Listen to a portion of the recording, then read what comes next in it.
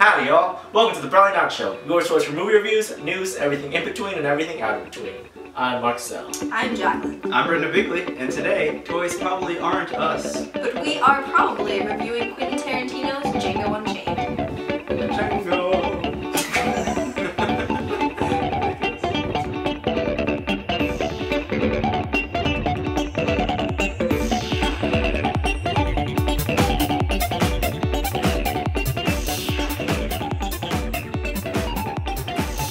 Welcome to the second episode of the Probably Not Show. This week we are reviewing Django Unchained, written and directed by Quentin Tarantino.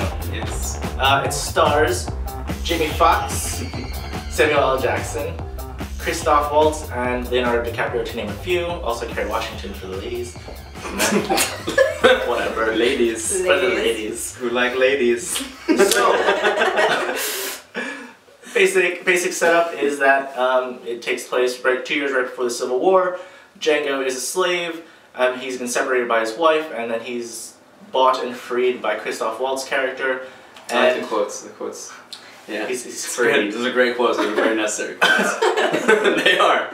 No sarcasm. Well, anyway, he's bought and freed, and basically he becomes a bounty hunter with Christoph Waltz's character, and then they both work together to rescue his wife, who he's separated from.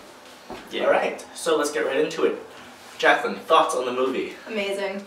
Are we all just on board that was amazing? Yeah, it was. I'm just curious if anyone does it was think that was amazing. Oh my god, it was so good. It was actually phenomenal. We do a thing where we're not allowed to talk about the movie until we're like here on camera.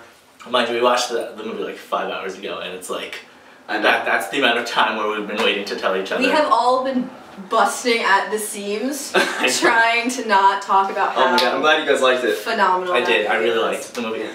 I actually went into the theater not expecting much, because I didn't. Every time you guys talked about this movie, I did not want to watch it. I just was not into the idea of it. Yeah.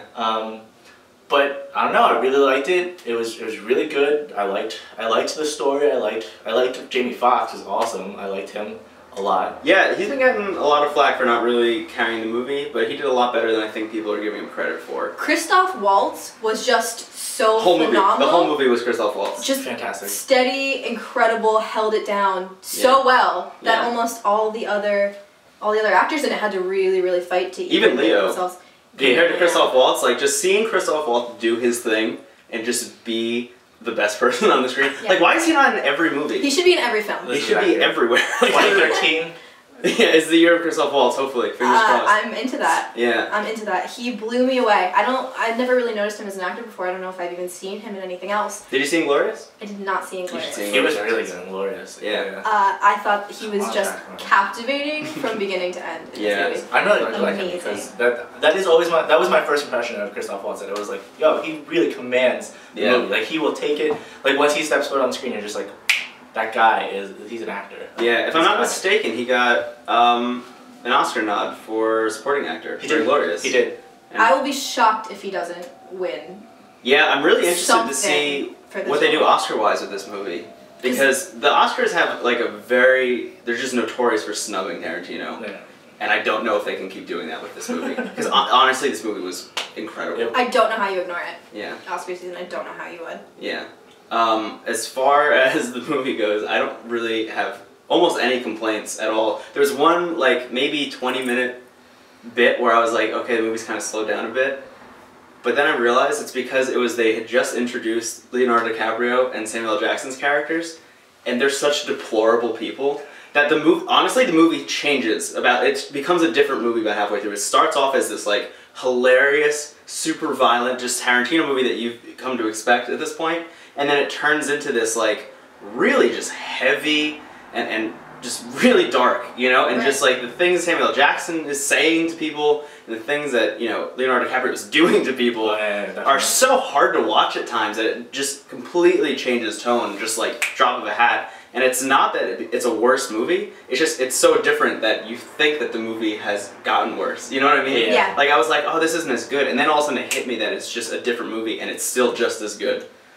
And then it continues to be great until the end. Oh, I have a question. Jacqueline, I know you're a squeamish person in movies. I definitely saw you cringe at least once. How did you There's a lot of things to squeam at. I started off okay, and I was thinking, it can't get worse than this. And then it gets worse than this, because at end, I couldn't watch towards the end, I'll be honest. Jacqueline refused to watch 127 hours because of the scene with James Franco. The whole point of the movie. I watched the rest of 127 hours. She refused to watch that. I was like prepping myself. I was like, oh my gosh, Jacqueline cannot handle this. Yeah, I will say the last half hour, there's like a lot of this going on where I just like had to. There were points I actually wanted to walk out too. I was like, I want to just go to the bathroom real quick. Really? I don't want to miss the movie. Oh my god, I loved every second of it. Like, I was just so in it the whole time. There was definitely uncomfortable parts for me. Yeah, it gets really brutal. In terms of gore, yeah. That's what there was just I'm out. There are some really brutal. I mean, even just like without saying anything now, but like just there's some things that are not gore related that are hard to watch. Yeah. In general, and if you've seen the movie, you know what we're talking about. But the thing about it too is that all the parts that are hard to watch and all the parts that are like challenging as a viewer to be there and sit through, they all add to it so much. Yeah. There's a reason for everything. Yeah, happens. you feel for everyone in that movie. So well, not everyone. Well, you don't feel for everyone. No. You feel for the protagonist and his friend. His buddies. Yeah. Screenplay also amazing. The dialogue in this, I was in love with it. It was classic sharp. Tarantino. It was sharp. Yeah. It was funny when it needed to be funny. It was dramatic when it needed to be dramatic. You know, I've been really impressed with Tarantino.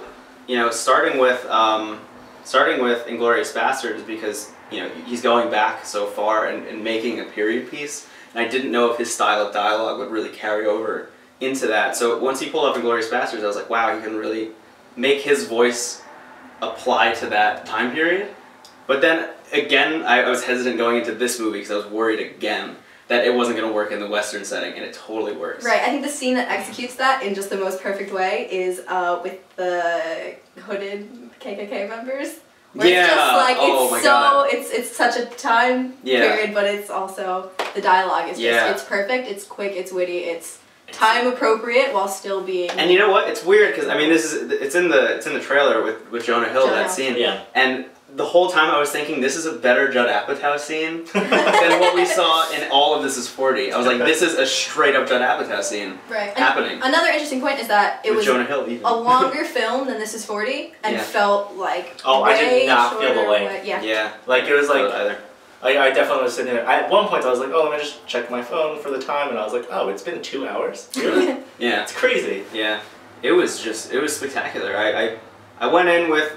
I was just very hesitant about it because I had heard about the length of the movie and how he had to cut so much out of it, and I was worried because it was like, if you're gonna write a movie that long and then cut that much out, then you're definitely giving up some like crucial story stuff.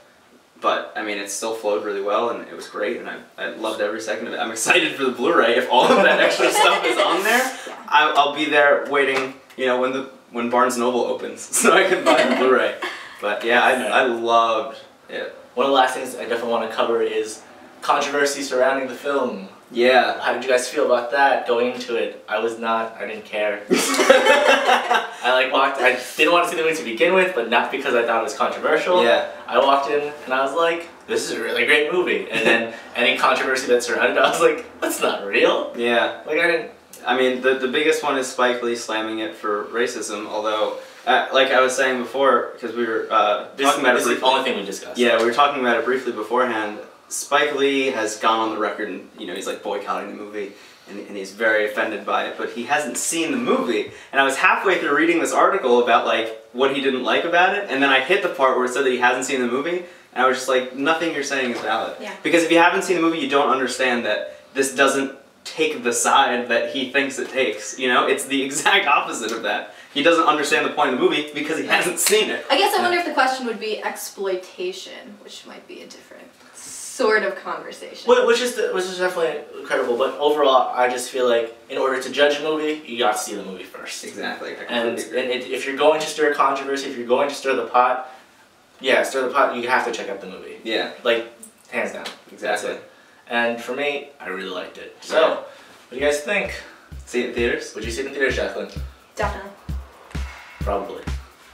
I'm gonna say probably / definitely. Probably definitely. It's such a theater movie.